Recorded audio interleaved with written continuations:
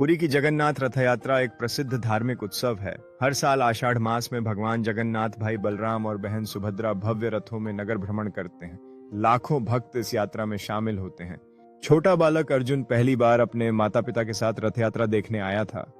उसने देखा कि कैसे भक्तगण रथ को खींचने के लिए उमड़ पड़े थे।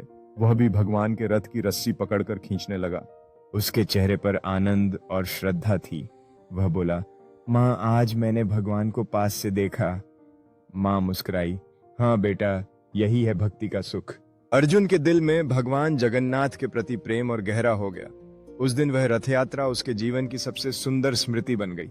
इस यात्रा ने अर्जुन को सिखाया कि भक्ति का असली अर्थ क्या है, और इसी क्षण ने उसके जीवन में एक नई दिशा दी। अर्जुन ने यह समझा कि भक्ति का एक अनूठा अनुभव होता है जो उसे न केवल भगवान के करीब लाता है बल्कि जीवन के हर पहलू को भी सुंदर बनाता है। इस यात्रा के बाद अर्जुन का दिल भगवान जगन्नाथ के प्रति श्रद्धा और प्रेम से भर गया और वह इस अनुभव को हमेशा याद रखेगा। अर्जुन ने भगवान जगन्नाथ के मंदिर में जाकर अपनी भक्ति को और गहरा किया। वहां उसने फूलों का अर्पण किया जो उसकी श्रद्धा का प्रतीक बन गया।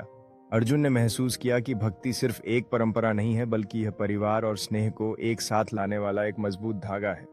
अर्जुन के लिए यह न केवल एक यात्रा थी बल्कि उसे यह अनुभव हुआ कि भक्ति जीवन का एक महत्वपूर्ण हिस्सा है जो खुशी और स्नेह से भरा होता है।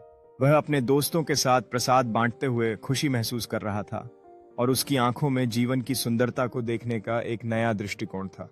अर्जुन ने उन पलों को संजोया जहां दोस्ती और भक्ति का संगम हुआ और उसे एहसास हुआ कि ये यादें जीवन की सच्ची धन दौलत हैं।